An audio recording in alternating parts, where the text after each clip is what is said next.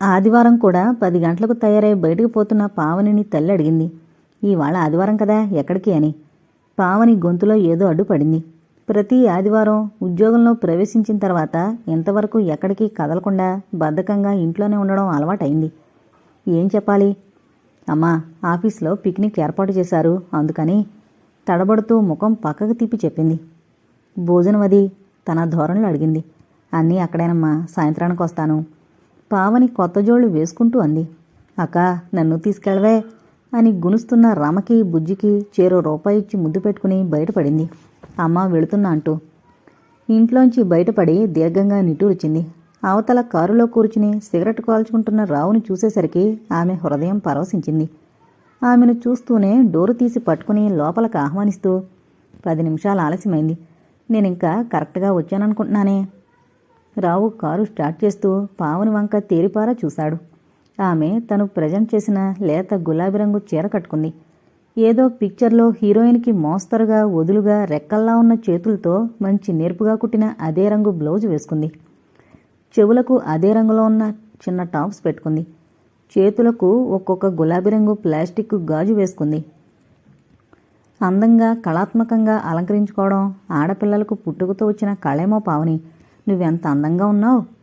ఒక చేత్తో స్టీరింగ్ పుచ్చుకుని రెండో చేత్తో ఆమెను దగ్గరకు లాక్కుంటూ చెవిలో మెత్తగా పలికాడు. పావని బుగ్గలు కూడా సిగ్గుతో గులాబీ రంగు అద్దుకున్నాయి. ఇక్కడికెందుకు? కారు జర్కిస్తూ అడిగేసరికి ఈ లోకంలోకొచ్చిన పావని ఆశ్చర్యంగా అడిగింది. రావు మెల్లగా నవ్వాడు. ఎందుకో చెప్తాను, ముందు దిగు. అందరూ నిన్ను నీ అందాన్ని కళ్ళతోనే తాగేస్తున్నారు. నిజంగానే హోటల్లోంచి బయటకు పోతున్న వాళ్ళు, వస్తున్నవాళ్ళు కొందరు తననే రెప్పవాల్చుకు చూస్తుండడం గమనించింది పావని. వెంటనే రావు మాటను మన్నిస్తూ తటపటాయించకుండా లోపలికి వెళ్ళింది. ఆ గది అందచందాలు హంగులు చూస్తూ బొమ్మలా గది మధ్యలో నిలబడిపోయింది. కిటికీ తెరలు సవరించి తలుపులు మూసొచ్చిన రావుని ఆమె గమనించనేలేదు. పావని అంటూ ఆమెని తన బిగి కౌగిల్లోకి తీసుకున్నాడు. సుకుమారమైన మనసే దౌర్భాగ్యం గల పావని అతన్ని వారించలేకపోయింది. మూసుకున్న గదిలాగే ఆమె వివేకం, ఆలోచన కూడా మూసుకుపోయింది. సాయంత్రం మునిమాపు వేళ కారు మైదానానికి అవతలాగింది. రావు డోరు తెరిచి పావని ముఖంలోకి చూసి చిరునవ్వు నవ్వాడు. లాలనగా చేయినొక్కి, అచ్చా, గుడ్ నైట్, సీ యూ అంటూ ప్యాకెట్లు అందించాడు. పావని నీరసంగా నవ్వింది. ఇంటికి రాకూడదు? అయినో, సారీ. మాట్లాడకుండా ముందుకు నడిచింది పావని. చేతుల నిండా ప్యాకెట్లతో పోతున్న పావని అదిరిపడి కెవ్వున అరవబోయింది. ఎదురుగా కనపడిన దృశ్యం ఆమె నోటి నుండి వెలువడుతున్న కెవ్వుమన్న కేకను లోనికి నొక్కింది. ఆమెకు అతి సమీపంలో కృష్ణమోహన్ నేలమీద కూర్చునున్నాడు. చీకట్లో నడుస్తూ చూసుకోకుండా తన్నింది. కృష్ణమోహన్ వెంటనే ఆమె పాదాలు పట్టుకున్నాడు. జ్వర తీవ్రత వలన అతని స్పర్శ వేడిగా కాలుస్తున్నట్లుంది. పావని త్రుళ్ళిపడి కాలు వెనక్కి లాక్కుంది. అతడు మోకాళ్ల మీద నుంచి దుర్బలంగా పైకి లేచాడు. పావని, ఏంటిదంతా? ఆమె గుండెలు దడదళ్లాడుతున్నాయి. కృష్ణమోహన్ చెట్టు కానుకుని నుంచున్నాడు. బలాన్ని తెచ్చుకుని, ఇంకా నన్ను అర్థం చేసుకోలేదా పావని? నిన్ను ప్రార్థిస్తున్నాను. నీ ప్రేమ లేకపోతే నేను జీవించలేను. పావని నవ్వింది. ఆ నవ్వులో గర్వం, హేళన కొట్టొచ్చినట్లుంది. కానీ నేను రావుని ప్రేమిస్తున్నాను. రావేనా? నిజమా పావని? అబద్ధం చెప్పవలసిన అవసరం నాకు లేదు, నిజమే. నీకు మతిపోయిందా పావని? రావుని ప్రేమించడమేమిటి? అతని గురించి నీకేమైనా తెలుసా అసలు? ఏం తెలియాలి? అతని చరిత్ర. చరిత్ర? అతని చరిత్రకేం? నీలాంటి వాడు మాత్రం కాదులే. ఒంటరిగా అర్ధరాత్రి దారికి అడ్డుపడి ప్రేమ ప్రాలాపం చేయడానికి ఆయన మీద లేనిపోని సృష్టించి నా మనసు విరుద్దామని చూస్తున్నావేమో. అది నీ వల్ల కాదు. నీ ధోరణి మొదటి నుండి చూస్తూనే ఉన్నాను. పావని, దయచేసి నన్ను సరిగ్గా అర్థం చేసుకో. అతని మీద లేనిపోని సృష్టించి చెప్పి నీ మనసు విరవడం నా ఉద్దేశం కాదు. నా మనసు విప్పి చెప్తున్నాను. ఇంతకాలం ఏకాకిలా బ్రతికాను. ఎండి బీటలు వారిన నా హృదయంలో ప్రేమ బీజాలు చల్లి అమృతపు జల్లులతో మొలకలెత్తించావు. ఇప్పుడవి పెరిగి పెద్దవై శాఖోప శాఖలతో నా సర్వస్వాన్ని ఆవరించుకుని నన్ను శక్తిహీనుని చేస్తోంది పావని. ఈ వ్యధ నేను ఇముడ్చుకోలేను. నీకోసం ఏమైనా చేస్తాను. నిన్ను నా హృదయంలో దాచుకుని పువ్వులతో పూజిస్తాను. కాదనకు పావని. అతని మాటల్లోని యథార్థ ప్రేమ ఆమె హృదయంలో చేరలేకపోయింది. నిర్లిప్తంగా కేవలం అతడు తన మాటలు ఆపడం కోసం చూసింది. చివరికతను ఆపగానే ట్రాష్ అని విసుగ్గా, ఇదిగో మిస్టర్, ఈ రకమైన మాటలు నాకు అసహ్యం. నేనేమీ కోరి నీ మనసులో ప్రేమ బీజాలు నాటలేదు. నా అనుమతి లేకుండా నన్ను ప్రేమించడం మొదటి తప్పు. నేను ఏ వ్యక్తిని ప్రేమిస్తున్నానో అతన్ని. ఆపు, నీ తిరుగుడుకు ప్రేమ అనే రంగు పూయకు, ఆ పదాన్ని అపవిత్రం చేయకు. ముందు ముందు పొరపాటున ఈనాడు అతన్ని నిజంగా ప్రేమించినట్లయితే అపాత్రాదానం చేశానే అని పశ్చాత్తాపంతో కుమిలిపోతావు. లేదు, ఇది కామంతో తలకెక్కిన మత్తైతే పతనమవుతావు. అతని పళ్ళు పటపట్లాడాయి. అతని హృదయం ఉడుకులెత్తి మసిలిపోతోంది. షటప్, నేనేవైనా నీకు అనవసరం, ముందడ్డులే అంటూ విసురుగా అతన్ని తోసుకుని ముందుకు వెళ్ళిపోబోయింది. గాలిలా దూసుకుపోతున్న ఆమె జబ్బ చటుక్కున పుచ్చుకుని లాగి వెనక్కి తిప్పాడు. అంతేనా నువ్వు చెప్పేది? విసురుగా తల ఎగరేసి, అంతే. ఇది నీ నాశనానికి దారి, బాగా ఆలోచించుకో. నా బాగోగులు నేను చూసుకోగలను, విడు ముందు. పావని ఒక్క విసురుతో అతన్ని విడిపించుకుని ముందుకు వెళ్ళిపోయింది. అతని నిట్టూర్పు సవడి నిశ్శబ్దరాత్రి హృదయంలో లీనమైంది. ఇంట్లో అడుగు పెడుతుంటే పావని గుండెలు అదే పనిగా కొట్టుకున్నాయి. చెల్లాయి తమ్ముడు వరండాలో కూర్చుని చిన్న కిరసనాయిల దీపం ముందు పెట్టుకుని చదువుకుంటున్నారు. ఆగి లోపల పనిచేసుకుంటున్న తల్లిని ఉద్దేశించి అక్కొచ్చింది అంది రమ. పావని తలదించుకుని పిల్లిలా లోపలికి వెళ్ళి చేతిలో ప్యాకెట్లు ట్రంకుపెట్లో పెట్టింది. పావని మాట్లాడకుండా పిల్లలిద్దరినీ చెరో చేత్తో దగ్గరకు లాక్కుంది. ఆమె కళ్ళు ఆర్ద్రమయ్యాయి. చెదిరిపోయి చికాకుతో నిండిపోయిన ఆమె మనసుకి ఆ పసి స్పర్శ హాయిగా మండుటెండలో మలయమారుతంలా సోకింది. అమ్మొచ్చి వడ్డించాను, భోజనానికి లేవండి అనే వరకు వాళ్ళకి పాఠాలు చెప్తూ గడిపింది. పావని ఆఫీస్కొచ్చేసరికి రాణి ఆమె కోసం వచ్చి ఎదురు చూస్తోంది. పావనిని చూసి ఆమె ముఖం విపారింది. ఈ మధ్య నువ్వు అసలు కనిపించడం లేదు, మమ్మల్ని అందరినీ మరిచిపోయినట్లున్నావు. పావని అలవోకగా నవ్వింది. ఆ నవ్వులో ఏదో నిర్లక్ష్యం, ఒక విధమైన అహంకారం లీలగా కదిలింది. బస్సులో తనకు పరిచయమైన అమాయకపు పిల్ల ఈమెనా? ఆమె తీరు ఆశ్చర్యంగా చూస్తోంది రాణి. తీరుబడి కావడం లేదు. అంత తీరుబడి కాని పని ఉంటోందా? పావని చీరకొంగు ఒళ్ళోకి తీసుకుని అంచులు సరిచేసుకుంటూ, పావని, నీతో మాట్లాడాలి. మాట్లాడు. రాణి పావని ముఖంలోకి తదేకంగా చూసింది.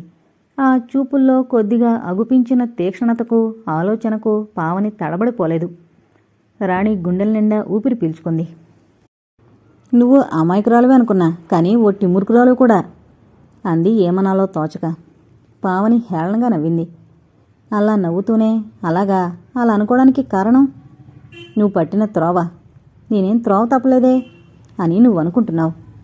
పావని తనకేం పట్టనట్లు కట్టుకున్న కొత్త చీరలోని జరీ పువ్వులు లెక్కబెట్టుకుంటోంది. ఈ పిల్లకి ఎలా చెప్పాలి? రాణికి పావని తీరు, మొండికెత్తినట్లున్న ఆ వైఖరి కోపం తెప్పిస్తోంది. అయినా అదుపులో ఉంచుకుని లాలనగా ఆమె చేతినందుకుని, మాట్లాడు పావని. ఏం మాట్లాడమంటావు? అతనితో నీకేం పని? రాణి సూటిగా అడిగింది. ఆ ప్రశ్నతో పావని గుండెల్లో దాచుకున్న మధుబాండం కదిలి తొణికిసలాడింది. బొరువెక్కిన రెపలు రెపరెపలాడాయి. విచిత్రమైన అరుణరాగం చెక్కిళ్ళని ఆశ్రయించింది. భావసంచలనాన్ని అణుచుకుంటూ గుటకలు మింగి కళ్ళు వాల్చుకుంది. ఒక్క మాటలో చెప్పడం కష్టం అంది మాటలు కూడదీసుకుని. ఆ సమయంలో చిరుపెదవి కాస్త కంపించింది. పోనీ 10 మాటల్లో చెప్పు. రాణి, నీకెందుకా సంగతులు? పావని, నేను నీకేం కాను కనుక ఆ సంగతులన్నీ, నీ వ్యక్తిగతమైన విషయాలన్నీ నాకు అనవసరం అని నువ్వు భావించొచ్చు. కానీ నువ్వు నాశనం కావడానికి నేను చూపిన మార్గమే కారణమవుతుంటే అనవసరమని ఎలా ఊరుకోమంటావు చెప్పు. ఆమె తీవ్రంగా పలికి పావని ముఖంలోకి చూసింది. లాన్లో పూసిన ముదురంగు చిన్న పువ్వు తుంపి విలాసంగా జడ మొదట్లో తురుముకుంది పావని. గడ్డిపోచ పీకి పళ్ల మధ్య ఇరికించి అల్లరిగా నవ్వుతూ, ఇందులో నీ తప్పేముంది రాణి, నువ్వు బాధపడ్డానికి? రాణికి మనసు రగిలిపోతోంది. ఏంటా వికిలి నవ్వు? చిరాగ్గా కనుబొమ్మలు ముడిచింది. నీ గోలకి నవ్వొస్తోంది. అయితే ఇదంతా నీకు వట్టి గోలగా ఉందన్నమాట. గడ్డిపోచ విసిరి పడేసింది పావని. ఒక్కసారిగా ముఖముద్ర గంభీరంగా మారిపోయింది. ఇంకా ఆఫీసు సమయం కాలేదు. కొద్ది కొద్దిగా జనం వస్తున్నారు.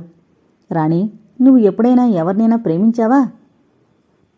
రాణి త్రుళ్ళిపడింది, ఆశ్చర్యపోతూ. ఏం, ఎందుకలా అడిగావు?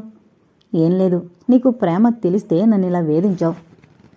రాణి నిశ్చేష్ట అయింది. అంటే నువ్వు రావుని? పావని తలదించుకుని మెల్లగా కదిలింది. కెంపు పెదవి అదిరింది. నువ్వు చాలా పొరపాటు చేస్తున్నావు పావని. ప్రేమించడం, ప్రేమించబడ్డం ఒక వయసులో చాలా సహజం. కానీ ప్రేమకు ఫలితం వంచన కాకూడదు. చూడు, నువ్వు కష్టపెట్టుకున్నా నీకో మాట చెప్పక తప్పదు. చెప్పమంటావా? పావని చెప్పమన్నట్లుగా తల ఊపింది.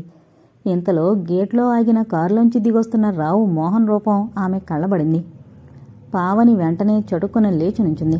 నాకు టైం అయింది, వెళదాం. రాణి, అందరిలాగే నువ్వు కూడా నన్ను చూసి ఈర్షపడి ఏమేమో చెప్తున్నావు. నాకు ఆయన గురించి తెలుసు. ఈ విషయంలో ఇంకేమీ చెప్పద్దు. ఓకే, మళ్ళీ కలుసుకుందాం. బాయ్. గుడ్ మార్నింగ్ సుతారంగా విష్ చేసింది. రావు పరధ్యానంగా ఒకసారి చూసి తల పంకించాడు. అతడు ఏదో ఆలోచిస్తున్నాడని ఆ కూర్చున్న తీరు మౌనం చెప్తున్నాయి. కుడి చెంపకు చేరుచున్న వేళ్ల మధ్య ఫారెన్ సిగరెట్ వ్యర్థంగా కాలిపోతోంది. టేబుల్ నీట్గా ఉంది. పేపర్ వెయిట్ కింద రెపరెపలాడుతున్న కాగితం పైన కేంద్రీకరించింది అతని దృష్టి. ఏంటలా ఉన్నారు? ఏంటా కాగితం? పావని కాస్త ముందుకొచ్చి ఎదురుగా నిలిచి పలకరించింది. అతడు కాస్త కదిలాడు. పొజిషన్ మార్చి సిగరెట్ పొగ విడుస్తూ, లీవ్ లెటర్. కృష్ణమోహన్ 4 రోజులకు సెలవు పంపాడు. జబ్బుగా ఉందట. Poor fellow, very nice man. నేనొకటి అడుగుతాను. తన గుండెల్లో లోపల లేచిపడుతున్న శతకోటి ఆలోచన పరంపరల్ని అణుచుకుంటూ నిదానంగా అడిగింది. ఒక్కొక్కసారి పావనిలో నిద్రిస్తున్న వివేకం కళ్ళు తెరుస్తూ ఉంటుంది. అప్పుడు ఆమె అది పెట్టే ఆరడికి తట్టుకోలేక నలిగి సతమతమైపోతూ ఉంటుంది. అప్పుడు ఈమె తీరే మారిపోతుంది. ప్రపంచంలో ఉన్న దిగులు, అశాంతి అన్నీ తనకే వచ్చి ఆవరించుకున్నట్లే డేలా పడిపోతుంది. ప్రయత్నించి ఈ స్థితి నుంచి బయటపడి వివేకాన్ని ప్రేమరాగం ఆలపించి నిద్రపుచ్చుతుంది. ఏదో అడుగుతానని ఆలోచనలో పడ్డావే. ఏ స్థితిలో ఉన్నా కనులు చెదరగొట్టే ఆమె అపురూప సౌందర్యాన్ని తన్మయుడే తిలకిస్తూ దగ్గరకు లాక్కుంటూ లాలనగా అడిగాడు. పావని ఆలోచిస్తున్న విశాల నేత్రాలతో అతని వంక చూసింది.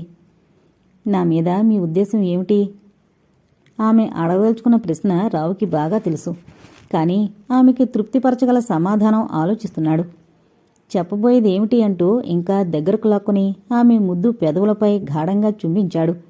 ఆమె కళ్ళల్లో నీరు నిలిచింది. చురుగా ఎరుపెక్కిన కను కొలుకుల్లో చిన్న ముత్యంలా నీరు నిలిచింది. నేనంటే మీకు మంచి అభిప్రాయమే కదూ? గాదిగాదికంగా వణుకుతున్న స్వరంతో మెల్లగా అడిగింది. పావని, ఎందుకు ఇలాంటి ప్రశ్నలు వేస్తావు? పావని, నేను నీకేమీ వాగ్దానాలు చేయలేను. కానీ నువ్వు నాకు కావాలి. నువ్వు లేకపోతే నేను బ్రతకలేనేమో. ఈ కళ్ళు, మంత్రించే ఆ చూపులు, ఎక్కడ ఉన్నా ఎలా ఉన్నా వెన్నంటి నన్ను నిలకడగా నిలవనీయని ఈ కమనీయ రూపం, ఇవన్నీ నాకు కావాలి. ఎప్పటికీ, forever. I love you darling. కళ్ళు వెడల్పు చేసుకుని చకితురాలై అతని ఆలాపన, అతని మెత్తన గొంతు, అతని పలుకులు, ముఖ్యంగా చివరగా అతడు చెప్పిన ఐ లవ్ యూ డార్లింగ్ అన్న మాటలు విని ముగ్ధురాలైంది. రాణి మాటల వలన కలిగిన ఆందోళన సమసిపోయింది. ఈరోజు మీరు మా ఇంటికైనా రావాలి, నన్ను మీ ఇంటికైనా తీసుకుపోవాలంటావు, అంతేనా? ఎందుకో చెప్పు. ఎందుకు లేదు, మా వాళ్ళకి మిమ్మల్ని చూపించాలనుంది. పావని, ఏమీ అనుకోకు. ఏంటి అనుకోవడం ఎందుకు? చూడు పావని, నువ్వు మా ఇంటికి వస్తానని పేచీ పెట్టకు. నన్ను మీ ఇంటికి రమ్మని బలవంతం పెట్టకు. అతడు సిగరెట్ వెలిగించుకుంటూ ఓరగా ఆమె వంక చూశాడు. చిన్నపోయిన ముఖం చూస్తుంటే జాలి కలిగింది. దగ్గరకు లాక్కుని లేత చెక్కిళ్ళు ఎర్రబడేలా ముద్దు పెట్టుకుని, పావని, నేను నీవాణ్ణి, అది చాలదు నీకు?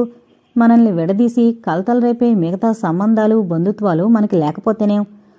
చెప్పు. భావరహితంగా తెల్ల కాగితంలా ఉన్న అతని ముఖంలో ఆమెకు పై మాటలకు అర్థం తెలియలేదు. అమాయకంగా సరే అంటూ తల ఊపింది. దట్స్ గుడ్ అన్నాడు రావు తృప్తిపడి. కమల ఆ సాయంత్రం నలుగురితో పోయి కృష్ణమోహన్ని చూసొచ్చింది. అతని స్థితికి ఆమెకు కాళ్లాడలేదు. సభ్యత కోసం నలుగురు బయటకు రాగానే తను వచ్చేసింది. కానీ ఆ రాత్రి ఆమె కంటి మీద కునుకు లేదు. బలవంతాన నిద్ర పట్టించుకోవాలని కళ్ళు మూసుకుంటే రూంలో ఒంటరిగా జ్వరంతో మూలుగుతూ పడున్న కృష్ణమోహన్ రూపం మనసును కలిచివేస్తోంది. తెల్లవారి బద్ధకంగా ఎర్రబడిన కళ్లతో వడలిన ముఖంతో ఆ దులా ఉన్న కమలని, ఏంటే కమల, కళ్ళు ఎర్రగా ఉన్నాయి, ముఖం అలా ఉందేం, తలనొప్పా అని అడిగింది తల్లి. కమల తల ఊపింది. తను తరచూ తలనొప్పితో బాధపడుతూ ఉంటుంది. ఎక్కువగా చదువుతుండడం వలన, పని చేస్తుండడం వలన కళ్ళు దెబ్బతిన్నాయి. కళ్ళజోడు వాడుతున్నా ఎక్కువ అలసటకు, పరిశ్రమకు తట్టుకోలేవు. కమల ఆలోచిస్తూ కాఫీ సిప్ చేస్తోంది. ఇవాళ అసలే ఆలస్యంగా లేచావు, త్వరగా తిములు, కూర ఏం చేయమంటావు? కమలకి మోహన్ గుర్తుకొచ్చాడు. త్వరగా కాఫీ తాగడం ముగించింది. దుబ్బుల్లాంటి జడలు విప్పుకుంటూ, నీ ఇష్టమొచ్చింది చెయ్యమ్మా, ఈరోజు నేను త్వరగా పోవాలి. కమల త్వరగా ముస్తాబై తల్లి తృప్తి కోసం 2 మెతుకులు తింది. టిఫిన్ బాక్సు తీసుకుని బస్టాండ్కి వచ్చింది. అనాలోచితంగానే మధ్యలో దిగి కృష్ణమోహన్ గదివైపు నడిచింది. ఆమె కాళ్ళు వణుకుతున్నాయి, గుండెలు దడదళ్లాడుతున్నాయి. ఆయన తనని చూసి ఏమనుకుంటాడో, ఎందుకిలా వచ్చో పొమ్మంటాడేమో, అంత మాట అంటాడా? ఇలా ఆలోచిస్తూనే ఉంది. కాళ్ళు మాత్రం శరీరాన్ని అతని గదిలో నిలిపాయి. కృష్ణమోహన్ మేలుకునే ఉన్నాడు. కళ్ళు మూసుకుని ఆలోచిస్తున్నాడు. మూసిన కనుకొలుకుల్లో నీటిబొట్లు నిల్చున్నాయి. కమల ఆ దృశ్యాన్ని చూడగానే చలించింది. కాస్త కదిలింది. నిట్టూర్పుగా అతన్ని తాకింది. ఎవరు అంటూ కళ్ళు తెరిచాడు. కమల నేను అని చెప్పలేక కంగారు పడిపోతూ తలదించుకుంది. ఆతృతగా తెరిచిన అతని కళ్లల్లో నిరాశ నిండింది. మీరా మిస్ కమల, కూర్చోండి అని మాత్రమని ముఖాన్ని పక్కకు తిప్పేసుకున్నాడు. మనసులో అతని స్థితికి దిగులు పడుతూ తనంత తానుగా అతన్ని పలకరించే సాహసం లేక ప్రతిమలా కూర్చుంది కమల. ఇలా వచ్చారేం? చాలాసేపటికి బాగున్నదేమో అన్నట్లు ప్రశ్నించాడు. మలినమైన వాతావరణానికి వెన్నెలపోత పెడుతున్నట్లు సన్నని నవ్వు నవ్వి ఊరుకుంది కమల. ధైర్యం చేసి మీ ఆరోగ్యం ఎందుకింత పాడైంది అంది కాసేపటికి. కృష్ణమోహన్ అదోలా నవ్వాడు. నిరాశ ఎండిరాలిన పండుటాకులా నవ్వులో ధ్వనించింది. పాడైంది ఆరోగ్యం కాదు, జీవితమే. ఆరోగ్యం రేపు కుదుట పడచ్చు. కానీ ఏదో మాట్లాడుతున్నాను, సారీ. కమల మనసులోనే దీర్ఘంగా నిట్టూర్చుకుంది. సమయానికి తగిన విధంగా మాట్లాడి అతడికి ఊరట కలిగించాలన్న ఆరాటమే కాని మాటలు దొరకలేదు. మందు తీసుకుంటున్నారా? నా లీవ్ లెటర్ అందిందా? అందింది. మేనేజర్ ఏమన్నాడు? ఏమీ అనలేదు. ఇంతలో పనికుర్రాడు ఫ్లాస్క్తో కాఫీ తెచ్చి మందు వేసుకుని కాఫీ తాగండి బాబుగారు అన్నాడు. కృష్ణమోహన్ ఏటో చూస్తూ అలాగేలే, నువ్వెళ్ళు. అతడు మందు వేసుకునే ప్రయత్నం చేయలేదు. ఆమె లేచి టాబ్లెట్ అందించింది.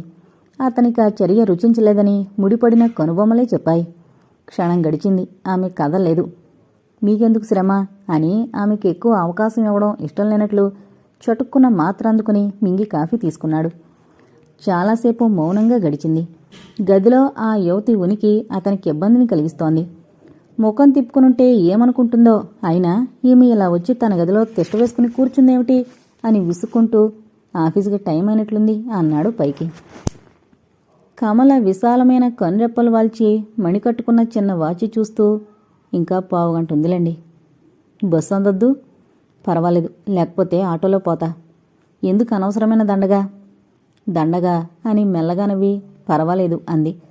అతని వంక అతనిటు చూడనందువల్ల దీర్ఘంగా చూస్తూ. ఇంకేమని చెప్పాలి ఈ అమ్మాయికి? ఇక నువ్వు లేచి వెళ్ళు అని చెప్తే కానీ అర్థం కాదా? పోనీ ఎంతసేపు కూర్చుంటుందో కూర్చొని. పావుగంట గడిచింది. కమల దిగులుగా లేచింది. వస్తానండి అంది బరువుగా. అతడు తేలిగ్గా ఊపిరి పీల్చుకున్నాడు. ఆమె లేచి వెళతాననగానే ఎంతో లైట్గా ఫీల్ అయ్యాడు. మంచిది. ఎంతసేపు మాయమైన ప్రశాంతత అకస్మాత్తుగా అతని ముఖంలోకి మంచిది అన్న మాటలోకొచ్చి పడింది. గుమ్మం దాకా నడిచి కమల తల వెనక్కు తిప్పి భుజం మీద నుంచి అతని వంక చూసింది. కిటికీలోంచి ఎటో చూస్తున్నాడు. ఉసూరుమంటూ పావుగంట ఆలస్యంగా వచ్చిన కమలను చూసి ముఖాలు చూసుకున్నారు. ఎన్నడూ లేట్ కారే, ఈరోజు ఆలస్యమైందేం? హెడ్ క్లర్క్ పరిశీలనగా చూస్తూ అడిగాడు. కమల పేలవంగా నవ్వి బస్సు దొరకలేదు అంది. ఆమె మనసు చెప్పలేని దిగులుతో కుంగిపోసాగింది. సాయంత్రం దాకా అన్యమనస్కంగానే ఎలాగో గడిపింది. సాయంత్రం అవుతూనే ఆమె మనసు కృష్ణమోహన్ రూమ్కి తరిమింది. వస్తూ 4 బత్తాయిలు కొని బ్యాగులో వేసి తెచ్చింది. ఆమెను చూస్తూనే ఈసారి కాస్త ఆశ్చర్యపడ్డాడు కృష్ణమోహన్. పలకరించకపోతే బాగుండదు. ఆఫీస్ అప్పుడైపోయిందా? కమల గుండెల నిండా గాలి పీల్చుకుని అనిర్వచనీయమైన దృష్టితో అతని వంక చూస్తూ అంతే మరి మాట్లాడకుండా అటు తిరిగి పడుకున్నాడు. కమల, చీకటి పడుతోంది, ఇక మీరు వెళ్ళండి. అతడు ఆమె వంక చూడకుండానే కళ్ళపైన చేతులు వేసుకుంటూ అన్నాడు. భయపడుతూ అతి మెల్లగా, కృష్ణమోహన్ గారు. అతనికి అనలేని విసుగు కలుగుతోంది. తన బాధతో తను చేస్తుంటే ఈ పిల్లగోలేమిటి కర్మ? ఏంటండి? అతని గొంతు కరుగ్గా ఉంది. ఆమె కన్నీరు ఆపుకొని, చూడండి, మీరు ఇది తాగితే నేను వెళ్ళిపోతాను.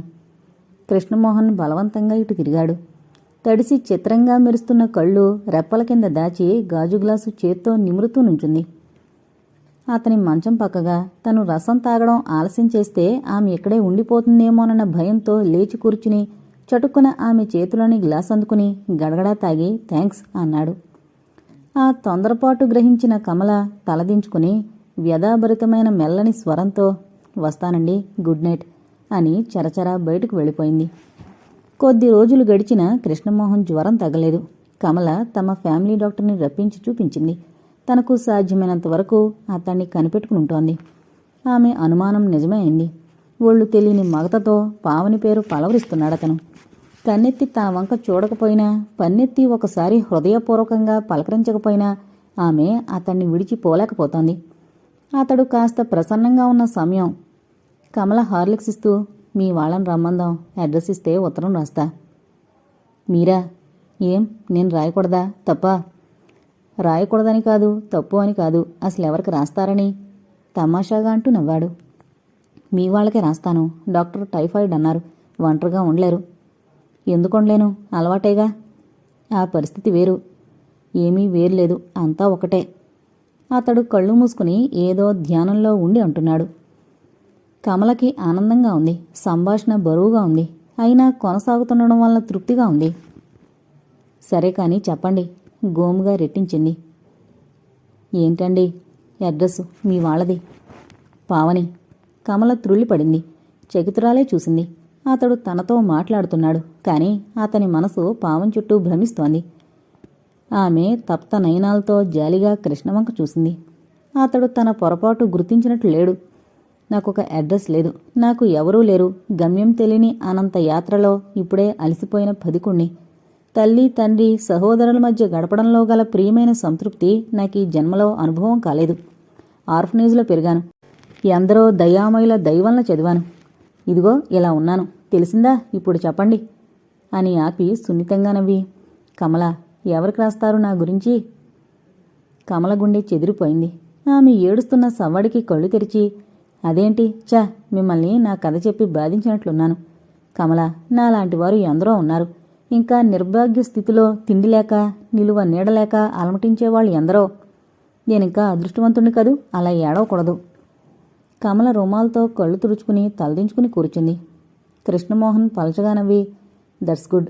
అవును, నన్ను గురించి మీరెందుకింత శ్రమ పడుతున్నారు? నేను నల్లగా ఉంటానని అందరూ ఈసడిస్తారు.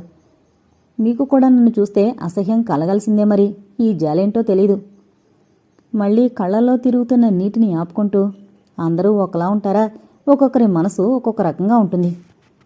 అదేమో కానీ మీ స్త్రీలందరూ ఒకలాగే ఉంటారు. వాళ్ళకి కావలసింది ధనం, బాహ్య సౌందర్యం, ఆడంబరం. ఇవే కావాలనుకునేవారు ఒక రకంగా అమాయకులు. ఇంకా అమూల్యమైన వాటి కోసం ఆశపడేవాళ్లు ఉంటారు అంది కాస్త ధైర్యం చేసి చేతి గోళ్లు గిల్లుకుంటూ. ఏంటోది అంత అమూల్యమైంది? కమల కంగారు పడింది. ఇతని ఎదుట తను స్వేచ్ఛగా చర్చించగల స్థితిలో లేదు. కళ్ళు నేలలోకి గుచ్చి, ఇంత తక్కువ అనుభవంలో స్త్రీ గురించి చాలా తెలుసుకున్నారే. తెలుసుకోలేదు, తెలిపింది. ఎవరు? మాట జారక భయపడింది. పావని. పావని. తనలో తాను అనుకున్నట్లుగా వ్యంగ్యంగా నవ్వుతూ వంకరగా పలికాడు. ఆమె పేరు ఉచ్చరిస్తున్నప్పుడు అతని స్వరంలోని కసికి విరుద్ధంగా నీరసవదనంలో చురుకాంతి కదిలింది. కమల బరువుగా నిట్టూర్చి, ఇక నేను ఆఫీసుకు పోయేస్తాను అంటూ వెళ్ళింది. పావని, నీతో కాస్త మాట్లాడాలి.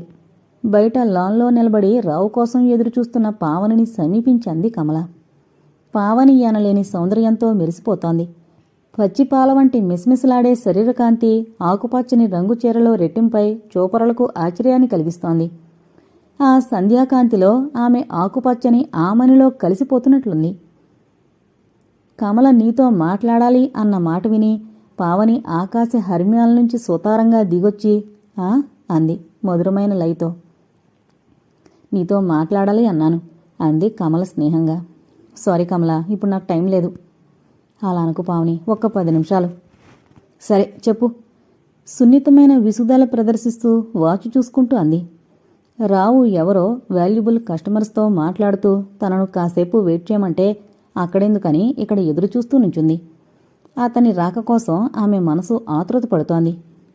నువ్వొకసారి నాతో రావాలి అంది కమల సమయం సందర్భం లేకుండా.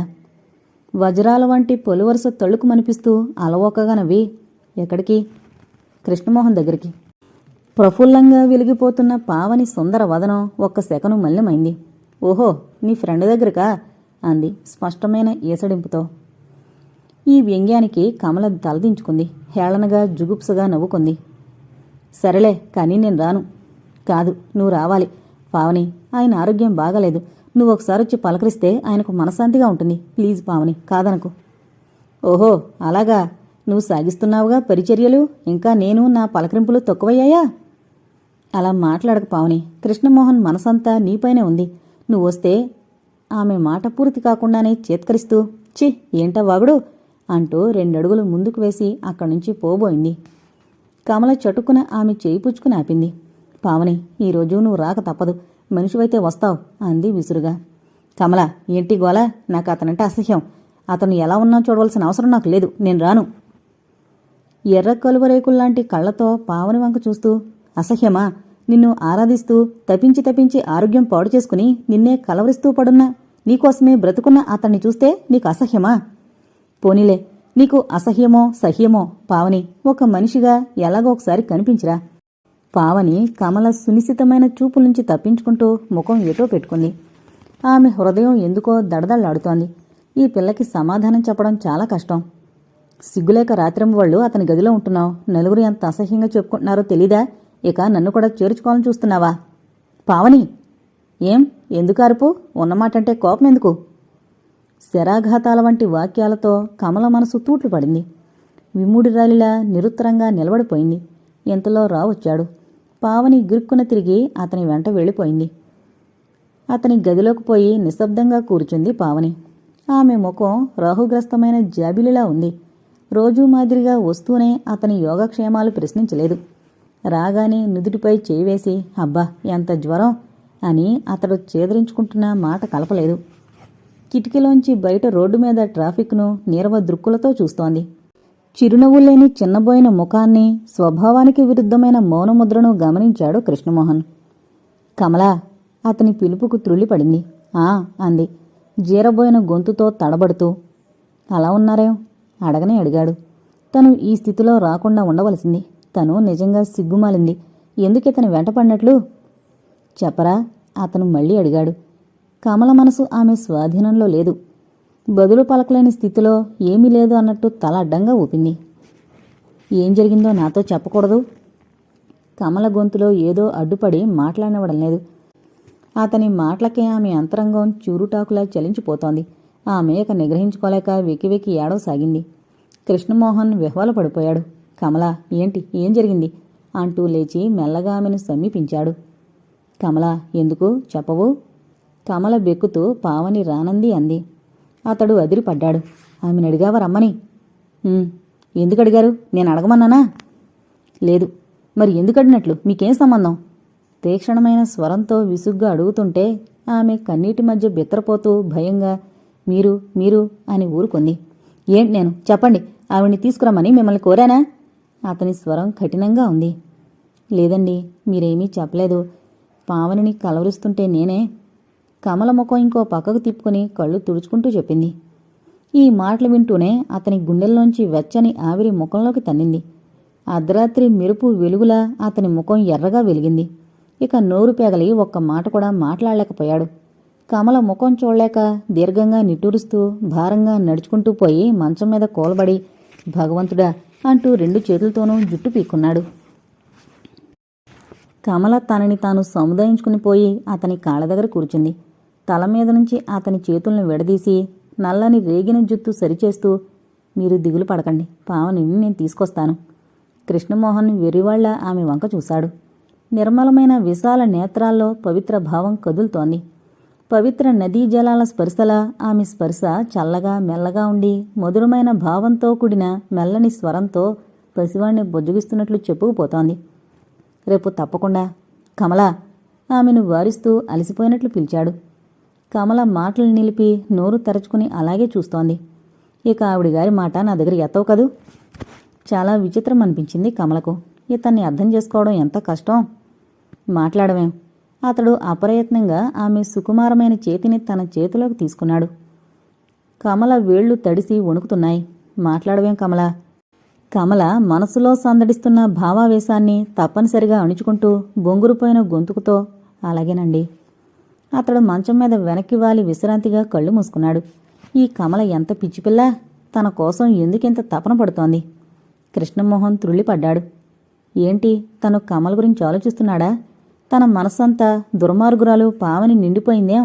తన సర్వస్వాన్ని పూజాప్రసూనంలా అర్పిస్తానని పాదాలంటి ప్రాధేయపడిన తృణీకరించిపోయిన ఆ పాషాణాన్ని ఇంకా తలపోస్తూనే ఉన్నాడు. ఆమె ప్రేమ కారుచిచ్చులా తనని నిలువున దహించివేస్తోంది. కమల నిర్నిమేషంగా అతని ముఖంలోకి చూస్తోంది. అతడలా విశ్రాంతిగా కళ్ళు మూసుకుని పడుకోవడం, తను అతని సమీపంలో ఉండగలగడం ఆమెకెంతో హాయిని తృప్తిని కలిగిస్తోంది. ఉన్నట్లుండి ఆమెకు పావని గుర్తొచ్చింది. ఎంత పిచ్చిది! ఇటువంటి అపురూపమైన వ్యక్తిని ఎందుకలా తిరస్కరిస్తోంది? ఆమెకు అందమంటే తెలీదా? చంద్రకాంతిని మించి చల్లగా హృదయాలను పరవశింపజేసే ఈ చిరునవ్వు, మెల్లని చూపుల్లో దాగున్న చురుకుతనం, మంచి ఆరోగ్యంతో పురుషత్వానికి సవాలుగా ఉండే టీవీ గల ఇతంలో ఏం లోపం కనిపించింది? పైగా అసహ్యమట. కమల ఆలోచనలో ఉండే మెల్లగా నవ్వుకుంది. ఇతని సరసన ఇలా యుగ యుగాంతాలు నిశ్శబ్దంగా ప్రియ సాన్నిధ్యాన్ని అనుభవిస్తూ గడపగల అదృష్టం ఎవరిదో? ఆమె ఆలోచనలు చెదిరిన మొబ్బు తునకల్లా పరిపరి విధాల సాగిపోతున్నాయి. మెత్తని పూలదండలాంటి చెయ్యి అతని భుజంపైన పడింది. ఉలిక్కిపడి బాహ్యంలోకొస్తూ ఆమె వంక చూశాడు. పొట్టుబడిన దొంగల కమల మరుక్షణంలో ఏమీ ఎరుగని అమాయకురాల్లా తలదించుకుని కూర్చుంది. ఆమె మునిపంటితో కింద పెదవిని నొక్కుంచింది. కమల, లైట్ తీసేసి ఇక నువ్వు వెళ్ళిపో. కమల టైం చూసుకుంది. అప్పుడేనా? కమల, చెప్పినట్లు చేయి, వెళ్ళు, ఇక్కడి నుంచి ముందు. ఎందుకంత కోపం? వెళ్ళు వెళ్ళు, వెళ్ళక నేనేం అని కోపంగా గొణుక్కుంటూ బయటకు వెళ్ళిపోయింది. మరనాడు ఆమె ఆ వైపుకే రాలేదు. ఆమెకు అతని ప్రవర్తన చాలా బాధాకరం అనిపించింది. చీ పో అంటుంటే తనెందుకు అతని వెంటపడాలి?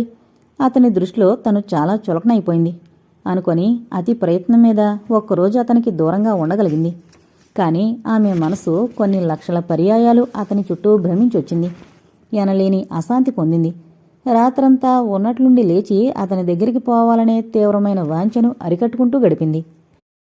మరునాడు ఇక క్షణం నిలవలేక ఆతృతతో అతని గదికి వెళ్లేసరికి కృష్ణమోహన్ జ్వర తీవ్రతతో నీరసంగా మూలుగుతున్నాడు.